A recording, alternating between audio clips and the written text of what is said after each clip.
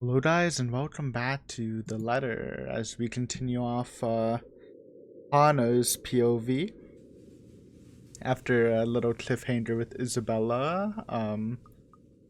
New relationship. Oh yeah. But anyways, yeah. It's been pretty interesting getting to know these three a bit more probably. Since we don't really know too much about them. So far I'm liking Hana though. I like her. She's kind of sassy. She's definitely She's definitely more than she seemed. So we kind of failed a Luke interaction and did good in a Marianne one. She also experienced some paranormal stuff, but we kind of just brushed it off. Obviously a very different reaction than Isabella, but let's continue. Let's just get into this, right? We say our goodbyes, shake hands, and make it clear without outright saying it that we've now in this house. By the time we left the mansion grounds, sunset is almost upon us. So, you really want to buy this place then? That's a bit of a big impulse buy, even coming from you. Not that I'm complaining. I felt elation when I hear those words from him. It's not every day one is able to please someone like Luke. He gives away false flattery to sway those who starve for his attention and approval. But in the privacy of closed doors, he would often express his grievances. He neither censored himself in front of me nor spared me from his criticism. You have been saying the penthouse was getting a bit too small for you. Happy anniversary! Oh. That time of the year already? He forgot about it last year too. I understand that he's a busy man, but yeah, it's a pretty important date. Is that why you want to buy it? Yes. You don't like it? I do. But I remember you used to talk about how you wanted to live next to the beach. A beach. Botany Bay, Kent. I remember the sea, water that stretched on for miles and miles as far as the eyes can see. As a kid, I loved our beach trips, swimming all day, as much as I could. I was a well-behaved child, and the only time I was ever truly difficult was when I refused to get out of the waters, even when my fingers had gone all wrinkly. And even when they managed to pull me out of the water, there was always sandcastles. The day before we married, I told Luke that I wanted a house on the beach and a dog. And a kid or two. None of those came true 7 years later. That was a childish dream. Living next to the beach is so impractical if you really think about it. I don't know. It's not a bad thought to see you in a bathing suit every day. Okay, look at that blessed Luke blushing face. Maybe another time, love. We still have forever, don't we? He says nothing, only grabbing my hand and holding it tight, as we spend the rest of the ride home in silence. Oh, that turned kind of wholesome for once. I miss the sea. Sit and hovering over the loo at 3 in the morning. The picture I paint right now is hardly glamorous. A horrible fishy taste is left in my mouth as I throw up what I had for dinner, and I hate the acrid. Acrid? Is acrid like...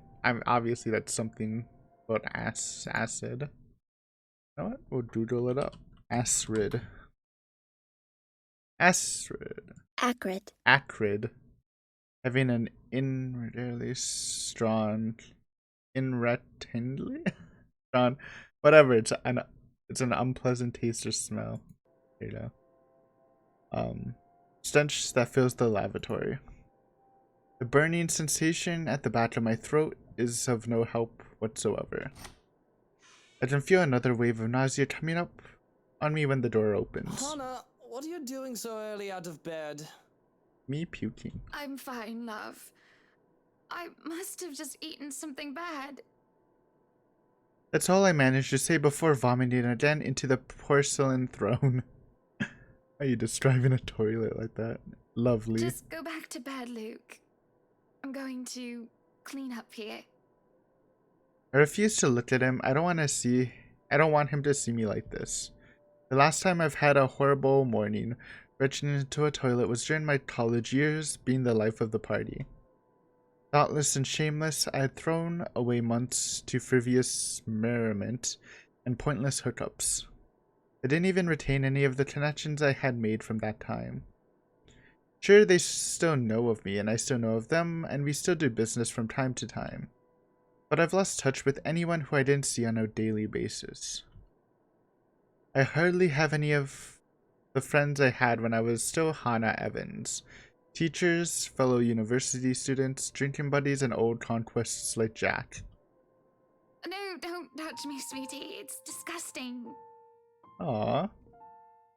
I'm disgusting. Why is this cute? Bro, Luke was like asshole-ish the whole last episode. Now we're getting some nice scenes between them. Luke sits down next to me on the toilet floor to hold my hair even though I cough up more fish. He wipes the vomit from the corner of my mouth and just stares. Do I need to fire someone? I don't feel sick. Just feeling a bit under the weather, dear. It's been unbearably hot as of late, hasn't it? I do wish it would rain. Are you sure it wasn't those sweets? I told you not to eat those sweets. Maybe. Well, don't laugh. Well, I can't help if you make that sort of face. He starts chuckling, and soon enough he's in a fit of laughter. The scene happening next to a loo filled with soot just makes the whole thing bizarre, and it nearly makes me start diddling as well. I try to stifle it though, as I smack him on the shoulder. I'm not making a face, Luke. Stop laughing. Shut up. When he would not stop laughing, I let myself go as laughter bubbles from my own throat, and I forget whatever ill feelings plagued me. We are just husband and wife laughing together at a funny face, the little things in life. I let myself go because I know that these moments will not last forever. But if I just know the terrible things that are to come for us, I would have wished with everything I have then and there that the laughter stayed. Well. Up, higher. Come on now. The place is bustling with movers and carrying furniture here and there, along with several trunks of personal belongings taken from our penthouse. Journal. Friday.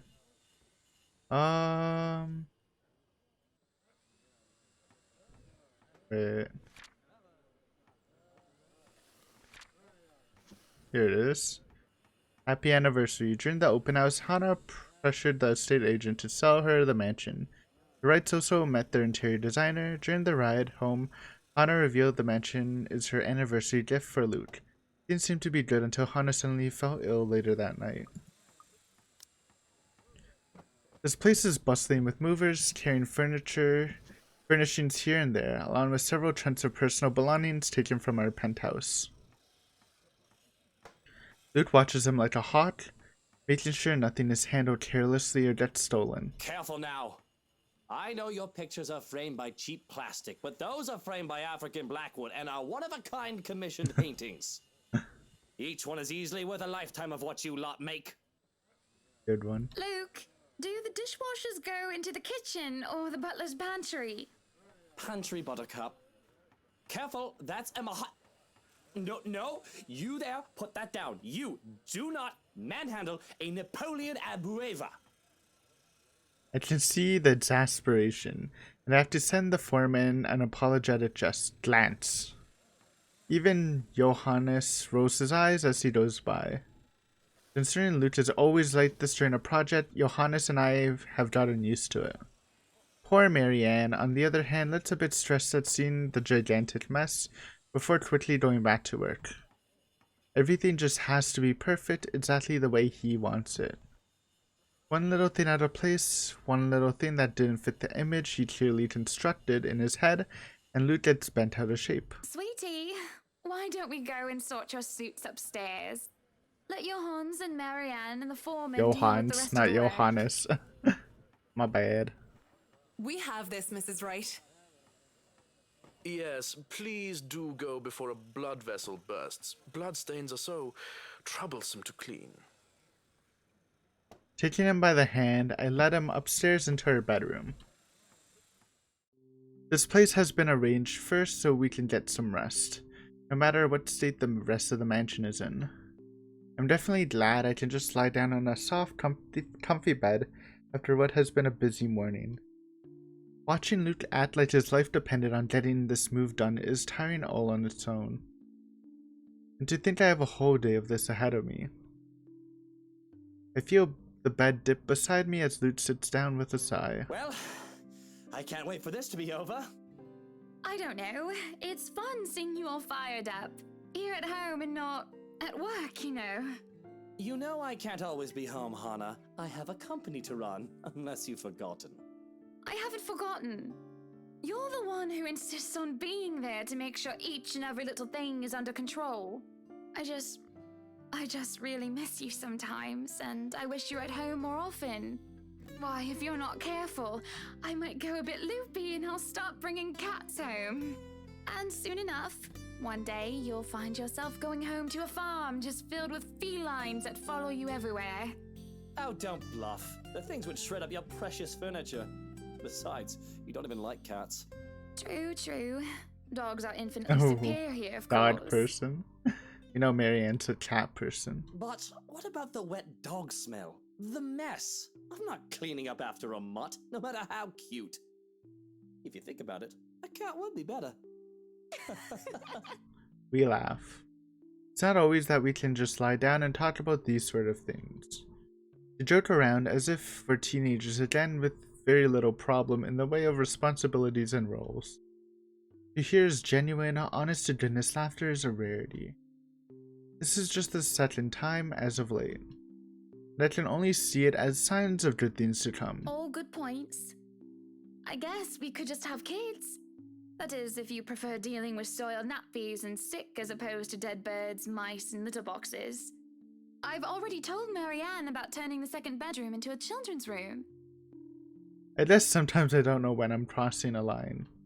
I didn't say that I'm a good comedian, did I? Not this again.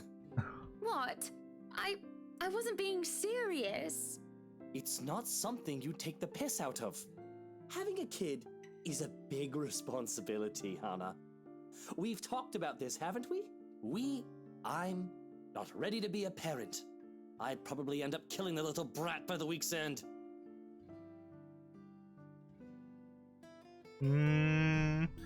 Last time I didn't defend it.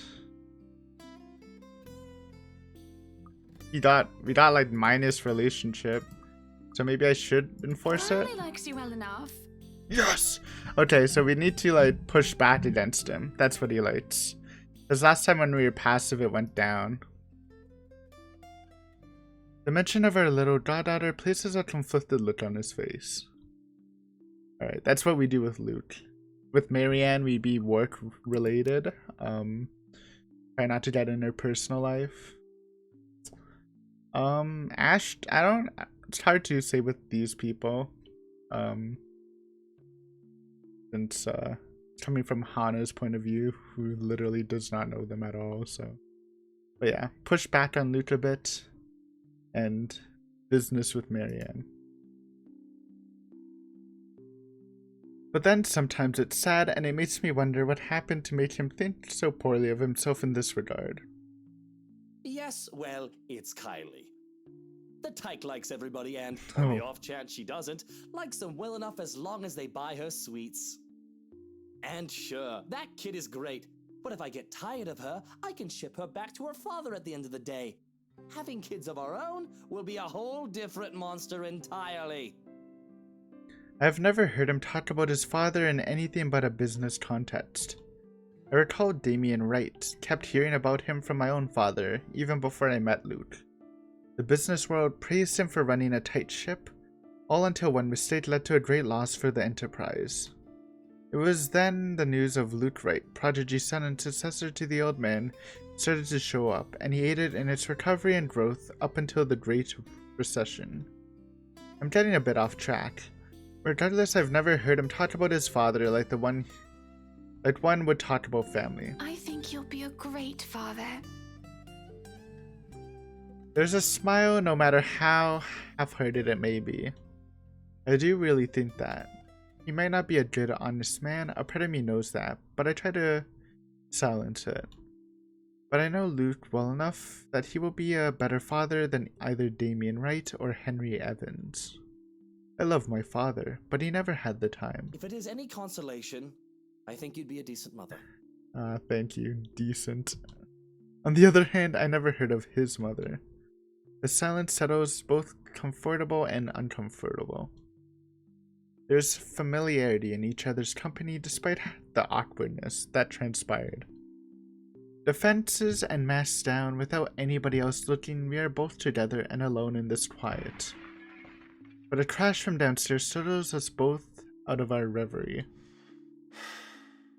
Luke lets out a heavy sigh before coming up to his feet and straightening his jacket. I'll have to attend to that then. Be good, darling. Bro, imagine having a crash when you're literally moving for freaking millionaires. It's like the one time you really don't want to mess up, huh? And watch out for your blood pressure. He gives me a kiss on the cheek before leaving, while I lay there in a daze. Alone as per usual. Alright, 26. Oh, that's a huge time jump. So we're way past Isabella's thing. The Wright couple moved to their newly bought mansion today and was already preparing it for a housewarming party. During a short break, the couple had a brief discussion about children. Luke didn't seem too welcoming of the idea. I really should be used to it by now. I can feel the minutes tick by with me just lying there, feeling miserable and full of self-pity. I've rolled over to lie on my stomach at this point with my face buried into the pillows when there's a knock at the door.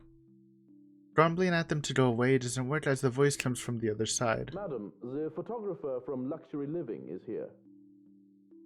Wait, is that today? Oh yes. People had caught wind of our new mansion, the very moment we left the open house. Luke had boasted he would acquire the property in no time, and allowed a photo shoot for an interior design magazine to be scheduled today.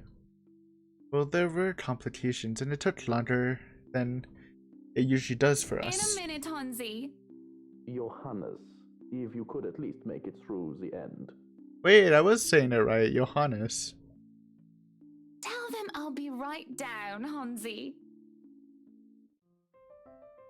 Mansion grounds have been the first things to be fixed up aside from the bedroom. Although it's still a work in progress, it's a promising start and I can already see the flower patches. Luke's favorite daffodils stand out easily, having been transplanted from pots and used to litter the rooftop of our penthouse. Daffodils, huh? Why, if the moving crew thought that Luke was being hard on them, they clearly didn't see the landscaper on his way out. The man looked like he was ready to faint, and Luke seemed ready to kill him by the end of their discussion. It's my boy, Zach. It is in the gardens that I see him standing near the flowers in quiet admiration. He's hard to miss, the hulk of a man that clearly did not belong, and the big backpack suitcase he was with him made him look much larger. It's a peculiar sight, seeing someone who looks like he does handling little delicate things with such care. He looks up from the gardens and does a double take before a friendly face replaces his serene expression. Miss Wright, yeah? Hi, Zachary Steele here from Luxury Living, ma'am. Okay. For some reason I thought he might be investigating since this is like, I assume Isabella lives and tells them about her plan. So maybe that's like half of it, but yes, he was taking pictures for real estate. It's now coming back to me. Hope you weren't waiting too long. But it looks like you're still moving in, huh? Thought for a second there my calendar was wrong and I came here too early. The one and only. Welcome, welcome to Maison de Wright. And yes, we've been in the process of moving in as we were delayed, but it won't be a problem. They're just adding a few things here and there, and you should still be able to do your work. Where's the rest of your crew then, Mr. Steele? Zach is fine, please. Mr. Steele makes me feel like I'm a mascot for a cleaning product. Anyway, I'll be your one-man crew for today. Don't worry, been doing this gig for a while now. You must be quite the veteran to handle this on your own. We've had a full crew coming into our penthouse the last time we were covered in your magazine. Veteran? Oh, your words are too kind, Miss Wright. Blushing Zach, dude. Have you ever seen that? Hana! If I get to call you Zach, you have my permission to call me Hana. Alrighty then. Anyway, I'm no veteran, but I know my camera well enough to make sure this is a good shoot. You can trust me on that, Miss Wright. Hana. Even unlocked. Monsieur Photographer. Zachary proves quickly enough that I can in fact trust him, his skills with the camera and experience in the industry at the very least. He is kind and courteous, listening and following as I lead him around the house. A really nice fellow, and he treats our household staff well whenever we cross paths with him. Answers questions to the best of my ability, and he's patient enough to answer mine whenever I get curious enough. For one, I asked what the beads are for. They're quite the magician's toolkit. From inside, he had procured several items to embellish the interior with. Bowls of fruit, lemons, trays with pepper mills, stacks of cookbooks, cutting boards, and glass canisters filled with colorful nuts and grains are brought in for a kitchen setting. For the bathroom, there are white towels, seashells, and decorative soaps. There are other things as well, too numerous to count, all in that large backpack and suitcase. Tricks of the trade. Softens up a room, makes a place feel more homey, and fills it up with texture. But you guys probably have better stuff I can use for this. No lights? Don't tell me all of these are just props. Well, I've got my tripod here. For things like these, natural light is best. I'll just have to set the shutter speed to a real slow setting, and as long as nobody steps into the shot, it'll look great. Oh, it better. We go through the rooms one at a time, although we first tackle the ones that the movers have no business in anymore. Whoa. The ballroom needs a little preparation with its grand design. Although there's some trouble at first with the wide open space and the pictures being backlit. It's in the kitchen that Zachary's props come in handy, considering how Johannes kept the place so neat and sterile.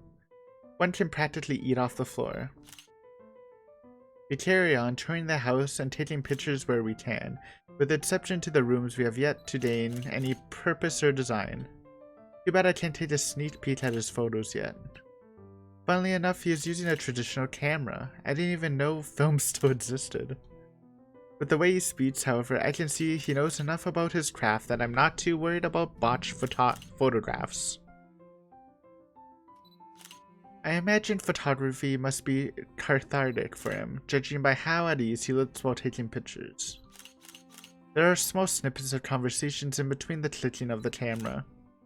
He even goes as far as to talk about these terminologies like shutter speeds and aperture when I asked about the technical aspects. I can't quite see the picture as it's made, much like when I watch artists paint on their canvas. But watching someone passionately practicing their craft such as this is exciting in its own way. Going through the many rooms has been quite the exercise for the both of us. What? Despite that, he has been so nice, and I found myself putting on my best smile. But it is as we're taking pictures in the foyer that everything comes to a standstill for a moment. Just a moment. And I had not been paying attention, I wouldn't have even noticed. It is merely a split second when Zachary's rhythm is put to a halt. His finger doesn't move to release the shutter. Hey, that's a little spooky. Hi, Tayoko. And he also doesn't pull the camera away from his face, gaze still firmly fits through the viewfinder. His hands shake and there's a light sheen of sweat on his forehead. Zachary? Oh my god, it's so creepy that she doesn't notice it. No response. Zach? Is something the matter? Lowering his camera, he blinks and stares at something behind me before shaking his head. Turning around, I see nothing that could have gotten his attention. Oh, no, there's nothing wrong. I just remembered something, that's all. Let's get back to the pictures. Can you move a bit more to the left, yeah? I struggle to respond this time. There's a sudden weight on my back and an indescribable tightness around my throat. Everything stops, and everything starts again as I manage to choke out. You're sure? That was a little spooky. I don't know what just happened. It was probably just a dizzy spell. I'm fine. And he said he's fine.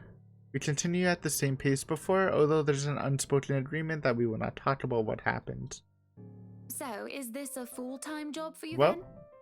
yeah, I do think Zach's doing some recon for the squad, I think. Ghost investigation squad with Isabella. Nah, I just freelance mostly for magazines, newspapers, and events. So you can't really call it a full-time job. It's fun and it puts food on the table, but it's not what I really want to do. At least, not all the time. What is it that you want to do then? Maybe I've been out of line, sticking my nose in other people's businesses, but I can't help but ask. I regret doing so as I see his shoulders slump and the easygoing air he has fades away. He looks torn over whether he wants to talk about it or not. Films, documentaries mostly. But cinematography is a lot more difficult than photography, right? I was working on this thing, actually. What thing? Well, it wasn't really a big thing. People didn't like Blue Fonzie very much. Hey, that was the name of the film. People don't like a film about colors. I suppose they would have liked Blue Bibby a lot more. Bye-bye. Very funny. So, Grand Director, do you want to tell me what Blue Fonzie is all about? He hesitates, but when I refuse to budge on the matter, he gives in and spills it all out. Le Fonce, le Hur, la plus sombre de Noa Britannique. Hey, how's my French? Probably horrible.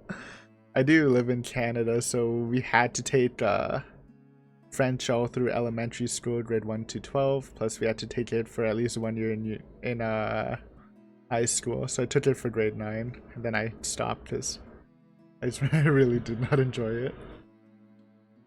Dark blue, the darkest hours of the Black British. Hello, Train. Also, my favorite songs on. I think, yeah, so far this is my favorite OST. Heard it a couple times, right? He speaks with passion of one who has gone through the very matter he is concerned with. There's conviction, knowledge, and experience in his speech. Why, I would have told him that he is an amazing speaker if I only wasn't so engrossed listening. Prejudice and discrimination in schools and in the workplace. Lesser chances for opportunity and higher chances of being treated like a criminal. He spoke of blacks and people of color in general still being treated like second-class citizens. All because of the color of their skin. It's all just positively riveting. And sad. It comes to a point where he soon loses steam. He looks abashed, realizing what he had just done. Sorry, I just got so carried away and... It's fine. It is really so fascinating to watch people talk about their passion after all. You should see how your eyes light up when you speak so fiercely. You do have very beautiful eyes. Uh-huh. Thanks, I guess. I mean, they are a nice shade of green. Those are pretty rare, right? I want to say that I understand where he's coming from, but I really don't, do I? I was born with a silver spoon in my mouth, and I've lived a charmed life. It hasn't been perfect, but the difficulties I've been through pales in comparison to what others experience on a daily basis. I certainly don't know how I would have fared were it any different. Would I still met Luke, and would he still have loved me if I was any lesser? What was your home like? These things you talk about. It sounds like you've... Well, I don't mean to pry, I mean. Live with my older sister and my grandparents. We had a shop selling all sorts of things below our flat. And well, I was one of the few non-white, non-British students in class. I didn't get pushed around or anything straight up. Even then, I was one of the biggest kids around. But a pencil and notebook would go missing, you know? Oh, that I knew. Children can be so cruel at times. Of course, it may be a slightly different story when you have personal guards, and the stolen item is not a pencil but an expensive heirloom. So what about you? How you liking your new house? It's pretty impressive. It's nice, I suppose. You suppose? Not big enough? What? No, oh, don't be a bully. It's just that. I understand if you don't want to talk about it. I was a little girl, all dolled up and treated like fragile porcelain, with nursemaids waiting me hand and foot. All the material possessions anyone could ever want, I could ask for on a whim, and it would be handed to me just like that. But I barely saw my parents, just goodbye kisses in the morning before they were off to who knows where they were needed next. I saw them more often on the telly or in the papers than I ever did in person. I remember my old house. It was a lot like this one. Big walls and big halls, but nobody in it. Not really. It makes you think how alone you are. A pensive mood overcomes us. And there's a moment where neither of us are sure how to go from there. Things have gotten a bit too personal, yet it isn't wholly uncomfortable, like as if we've been friends before. Well, that's normal, ain't it? You just moved here. You'll make home out of it yet. It certainly makes it easy to believe that. My childhood house is indeed a lot like this one. Just as large and extravagant. And just as empty. I hope he's right. So, Monsieur le Photographe, you've covered the one and only Ermengarde mansion. What's next on the agenda? The interview? Boring. It's an interior design and housing magazine. And they want to know what Miss Wright has to say about her interior design and house. Honor Wright thinks she bought a magnificent house that she can certainly brag about. Blah, blah. Boring. You know what they should print more of? I watched an interesting documentary the other day. Blue Fonsi, The Darkest Hours of the Black British. I recommend you watch it. Those are the things that people should know about. What do they care if I use a purple or green bowl of fruit in my kitchen? People, right? Oui. People are shite. What do you think? Do I look good with this angle? I strike a pose while he's been busy looking taken aback for a moment, probably not expecting me to just go and say such a crass word. But he recovers quickly after snapping a few shots. He grins. Yeah, vous êtes belle. You want copies of these ones? Yes, please. So, the big boy knows French. You must have wooed a few ladies. Unless you're into gents. Either way, French is, after all, the language of romance. Oh, I don't know about quoting fancy poetry. But I've made lunch for a girl before, and they did like that fancy French cuisine. Can you cook your best? It's her food, the fish soup, right? I can cook just about anything as long as I know the recipe. C'est magnifique. It has been too long since I've had a nice and proper chat with a good friend. No, Lee certainly is not a good friend. And although we've just met, Zachary is the sort who can probably befriend anyone. He's just a comfortable person to be around with. A bit too comfortable. The photo shop went by a breeze. And somewhere along the way, as we talked and laughed, I found myself getting a bit too close without realizing. He would give me this strange look until I backed off, and I'd go back to asking questions after I agreed to do his little interview. And it's just odd. Well, no, me being friendly isn't that odd, it's how I am. Zachary is the one that's being odd. Why, anyone else would have absolutely welcomed the extra attention I give them. He, on the other hand, looks almost flustered about it. He should be used to different personalities by now, having dealt with various people when he works. And if he's not, he needs to start. Perhaps nobody has shown him attention of this kind, but he's a big boy. He should be able to handle me. All it is a friendly touch here, a pretty smile there, and a gentle swaying of the hips as I move around. Zachary drew more red every time he noticed. Am I being mean, as I find enjoyment in seeing him unravel? Perhaps. This went on during the interview and beyond that. There's nothing wrong with what we're doing, right? Zachary and I are just having a playful, friendly chat while enjoying the outside view. At least that's how I see it. I'm sorry, but I'm really getting distracted. Could you maybe stop doing that? Yo, base Zachary, telling her how it is. Stop. I'm not sure if I want to, though. You know what? If he doesn't like it, then I'll stop it. I'll stop if it makes you uncomfortable, sweetie. There you go. See? Tell me to stop, I'll stop, Zachary. Sorry. No, I should be the one apologizing. Why, you're a shy one, aren't you, big guy? It's not that, but He gestures to the ring on my finger. Now that's the fact of the matter hang heavily between us. Oh, I thought it was trying to say he was like engaged or something, but no. Being told implicitly that I am too forward is not a common occurrence. I think I'm more stunned at the fact that he pointed it out rather than, well, being rejected. Not that anything is going to happen between us in the first place. It was just going to be some harmless flirting, right? So, you've never had a girlfriend? no. I was getting a little weird vibes, you know. No boyfriend either. You know, just in case you were gonna ask for that one next. And you haven't even had your first kiss? Not a one, ma'am. Do you want to have your first kiss today? You're so flirtatious, Hannah. I can't help it. I really, really can, and I'm going to apologize lots later. Surely by the catty smile on my face, it's obvious that I'm just pulling his leg. The laugh I fail to contain certainly gives it away if it still isn't obvious. But still, he lights up in embarrassment, stammering and spurting objections. You're married, and this will be extremely unprofessional. I never said I would kiss you, silly.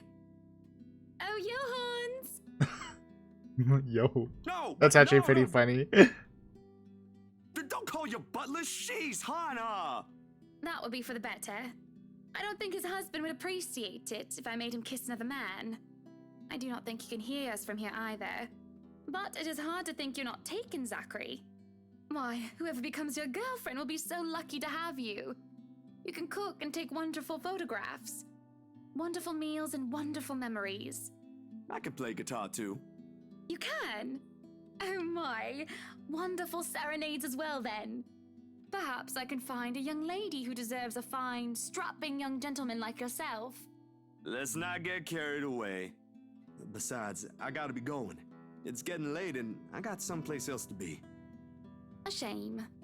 I will be expecting you again soon, I hope. For a copy of my photographs, yes? Of course, I'll even deliver them personally. Just, you know, don't try to make me kiss your butler when I drop by. As fate would have it, the very moment the words left his mouth, Johannes came out of the house. Judging by the slight raise of his eyebrows, he had heard only the tail end of the sentence. There shall be no kissing of any butlers under this roof. Danke. Danke. But you are not under a roof, are you, Hansi? To my amusement, he takes a step back, safely placing himself within the threshold of the foray, and under the roof of the house. And, just as ever, he is quick to return to a sardonic reply. I am now. As I was saying, madam, it's about time for supper. Will I be needing to set an extra place at the table? Oh, what? No, I was just leaving actually. So, you have a good night, Hannah. And you too, Hansi. Hansi. It was nice to meet you, Zach Honey. You have a safe trip. He nods, and the grin on his face as we say our goodbyes is the sweetest I have ever seen. I linger, looking out for him with his relatively tiny bicycle, backpack safely secured in the basket by the front and suitcase hooked to the back. I watch as he went down the path to Anselm village until he is nothing more than a blip in the horizon. I cannot help the small smile on my face as I go inside for supper. That was an interesting interesting time with Zachary there. Hana met Zachary Steele, a freelance photographer from Luxury Living, an interior design magazine. Zachary was tasked to interview Hana and take pictures of the mansion and its new owner. What should have been a professional meeting ended up being friendly and perhaps too personal. Entering the dining hall causes me so much confusion. It is dark. For a moment I thought the electricity is not up to par, but that clearly is not the case, as every other room is bright with artificial light. Finding the light switch is a monumental task concerning the size and my unfamiliarity with the room. Made matters worse, the darkness grants the room a different atmosphere, eerie and frightening. It takes longer than I thought to find the switch, something that will have to be rectified later on. My skin starts to prickle, and there's a distinct feeling of being watched. It unsettles me and only spurs me on in my search. And when I do open the lights, there's a hiss. I'll turn the lights down, woman. Jesus, he is drunk. Also, green drink. What is that? Absinthe? The absinthe's like clear, so probably not. He's just drinking in the dark. There at the end of the hall is my beloved husband with a face on one hand and a glass in the other. Perhaps I can let it go if it's only one glass of wine. Oh, it is absinthe, but it's green. Usually I drink it after mixing the sugar, right? However, I can feel myself go livid after seeing the toxic green liquid gleam mockingly at me. Luke, what? Are you drinking absinthe? My dude, drinking absinthe on a weekday. Actually, is it a weekday? Yeah, it's a weekday. Well, yeah. What a boss. You know what the doctor said. Absinthe, Luke. Are you actively trying to kill yourself? Because if you are, we can just hit you with a bloody car. Honeybee, Buttercup, not too loud, please. Besides, it's Lelouch, not too strong. Just hair of the dog that bit me. Come on, Hannah. Sometimes a man just needs his absinthe. Helps with the hangover, dearest. You drank? When? This morning, love. Don't be mad. I just needed a few drinks, having to deal with those simpletons. And maybe I had one too much. You don't see me whinging about you leaving me to handle them on my own. I had to attend the photo shoot and interview with Luxury Living. You know that. Let's not make this about me, Luke. This is about you and your drinking problem and... Oh, I don't know, Hana, darling. What if my drinking problem, as you like to call it, Oh, is shit. linked to you? Oh no. This is trying to be awkward. If we think about it that way, this discussion is about you. That was pretty mean of you, leaving me alone to do all the work like that. You can't use the interview as an excuse either, honey. I was informed the moment your little interview was done. So, what was it then, What were you doing? Chilling. What's it gonna be? Should I tell the truth or tell a little lie? I kind of want to just say the truth. But I don't know if he'll like me or not. I feel like if I lie, there's a chance he'll call me out on the bullshit, right? Truth! I was talking with Zachary. It went down. It went down. Dude, it's hard. Hard guessing for Luke. Uh-oh. I have no reason to tell lies. It's not like I'm guilty of anything. But as Luke's expression turns, he makes me feel like I'm actually to blame for something. He has a way of making me feel laid bare with just a look. That had really struck me when we first met years ago. That giant Negro. Whoa. Luke. Chill, bro. You were having a secret meeting behind my back and it was with him? You're getting a little spicy here, dude. What are you implying? I'm implying nothing. I'm just worried. You know better than to trust those media types, Buttercup. Guess we'll just brush that off then. He must have been really friendly to occupy your time like that. But all he's looking for is his next big headline. He's a photographer for an interior design magazine. It's pretty. That's a good way to come back, actually. Doesn't matter.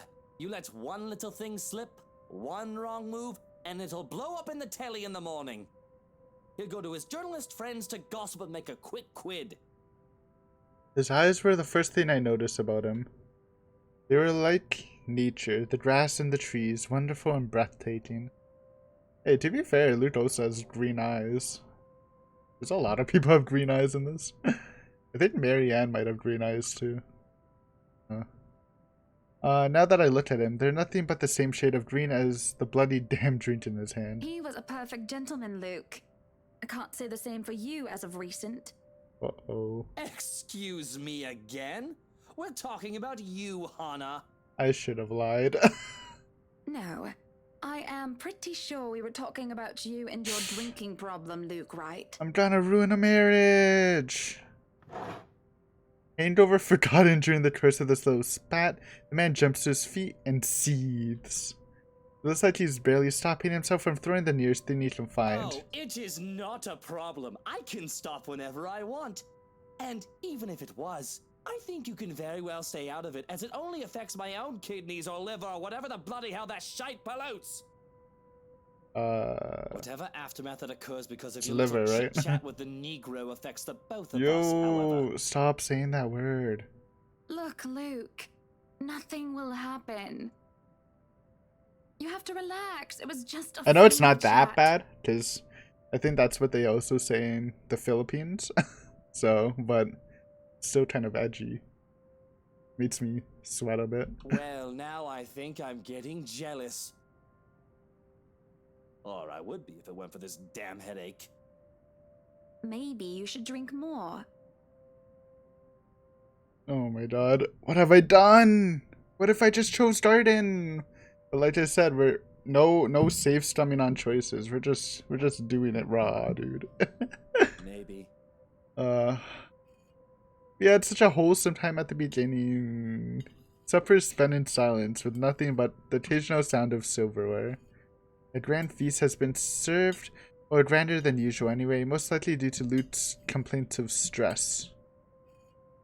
Food, oysters, I'm not looking at the text by the way. It's some sort of fish, carrots, mushrooms, one asparagus, a lemon. Okay, what did it say? A platter of native oysters for starters, a tranche of turbot with purple sprouting broccoli. Okay, that's broccoli, not asparagus. Lemon, capers, and anchovy sauce for the mains. Not much of a capers guy. Actually, wait, are capers the herb thing? As if they are, I fucking hate capers. Yeah, I hate capers, dude. I don't know. It's probably a hot take, but I really dislike capers. Pudding, to finish it all off, a black tea and a golden syrup sponge pudding with custard. Well, when our appetites are appeased with the plates are cleared away, Luke stands, kisses me goodnight, and leaves me to stare at my half-empty cup. Lonely in the lull of night, I sit in a house too big and too empty, foreign and unwelcoming. Even with its warm tone and homely decor, it feels cold. There's no need for tears, however. I know I can get through this like every other obstacle I have faced before. This is a minor setback in what I hope will be a long and happy life.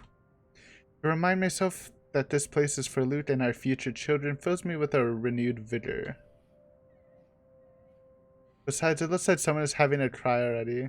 Yeah, that sounds like some freaking demonic crying. The wailing is far away and muffled. I don't know if I'm gonna. I mean, that's muffled, but not in a natural way. Yet at the same time, it shakes me to the very core as I hear it. As if the suffering is just standing right beside me. Hearing it sends a chill down my spine and makes my skin prickle with goosebumps. Don't look! Who is that? Don't look! No! We're gonna die! Uh-oh. During Hannah, Zach found Luke drinking absinthe and caused an argument. While Hannah was angered by her husband's drinking problem, Luke was suspicious of his wife's activities. Having not seen her the whole afternoon, despite finishing the luxury living interview, then there was this crying woman. Deep breaths! Curiosity sank as I followed the sorrowful sound into the kitchen.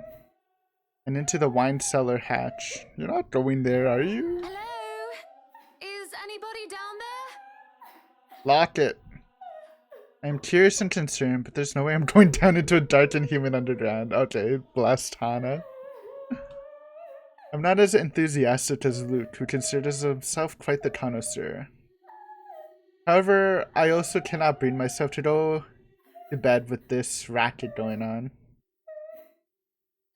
If it is one of the household help, they will surely need some talking.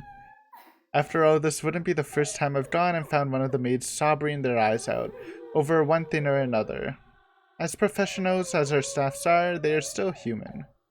More often than not, it was either Johannes or I who calmed them down, who'd help them figure out how to go on about things. Unfortunately, I am not in high spirits right now, so I'm not as wholly benevolent. So I'm not opening the hatch, okay? That's some bullshit. Call them out. And not 3 times. Waiting for any sort of reply yields me no results, and I've already touched the floor hatch far too many times than what I'd like. I take a deep breath before reaching out again to whoever's inside. Yeah, I'm not opening that shit. I've learned from experience that people respond better to kindness than threats. Shouting angrily would not help in coaxing them out. You in the cellar? Do come out. We don't want Luke waking up and finding you in there, do we? That man would go ballistic thinking someone was trying to steal his precious wine. Still nothing. You can have a good cry. Just not in there, yes? Why don't you come out here and we can have a cuppa and you can tell me all about whatever it is you're bawling about? With how long I'm standing here, however, I'm starting to think myself as a fool. I do not want to acknowledge the other feeling I have, especially as the wailing took an eerie turn. The thought of being played with didn't sit too well with me, and I had to stop myself from getting too hot-headed as I try one more time. Now you come out of there! That is an order from the lady of the house, do you hear me? Why, I ought to... No, don't cut off! It freezes a hand claps down on my shoulder. The dread I've been feeling this entire time makes itself known as I kneel, unmoving and not even daring to breathe. I can feel my heart pounding against my chest. I feel like this is a bait. It's gonna be like Johannes or Luke. But the touch is gone as quickly as it had seized me. Okay, maybe not. It is Johannes, okay. It's only Johannes I see when I look back. Apologies, madam, for touching you like that. Yeah, that felt like a bait stare. Yo, yeah, I'm not opening that shit. Fuck that. You were not responding to my voice, and you looked about ready to wake the whole mansion up. I was... I'm sorry. I was getting rather loud, wasn't I? But that crying woman in there, we must do something about her. He grows silent for a moment and just looks concerned. At least I'd like to interpret it as concern given how stoic our head butler usually is. Or rather, it must have been concern as he takes off a glove and presses the back of his hand on my forehead before his worrisome inquiry. I beg your pardon. What crying woman?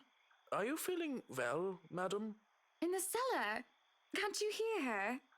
Madam Hannah, no one is down there. What? The cellar is locked. Only Luke and I have duplicates of the keys. Nobody is down there.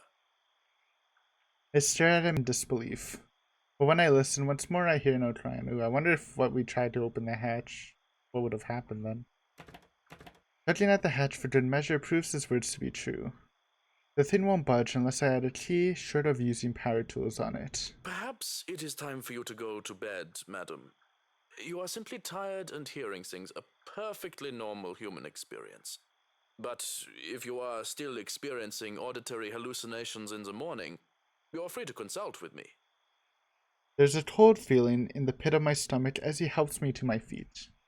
What he says made sense, and who am I to question someone who used to be a doctor? I'm just tired, that's it. Long day of moving, the interview, dealing with Luke has drained all of me of any proper sense. Yes, suppose you're right. I just need some sleep, that's all. Of course I'm right. Go on then. Gute Nacht. Good night, Johannes. Good night, house. It's just fatigue. That's what I kept telling myself, although I can't ignore the strange feeling in my gut. Either way, is something wrong with this house, or is there something wrong with my head? Excuse me. Sleep will be elusive tonight. Oh. New day, I think it's time to end the video. Hopefully you enjoyed this episode. You know, we got some stuff going on here. Some Zat stuff, some spoopy stuff, some tension, some wholesomeness in the beginning. I actually do want them to keep their relationship, but we're struggling a bit. 2 negatives and 1 right. Yeah, well, we'll try better next time. But thank you for watching as always. Hopefully you enjoyed, and next time we will continue Anna's POV as we go down the days. Hopefully we'll keep her and everyone else safe. But yeah, see you next time. Bye.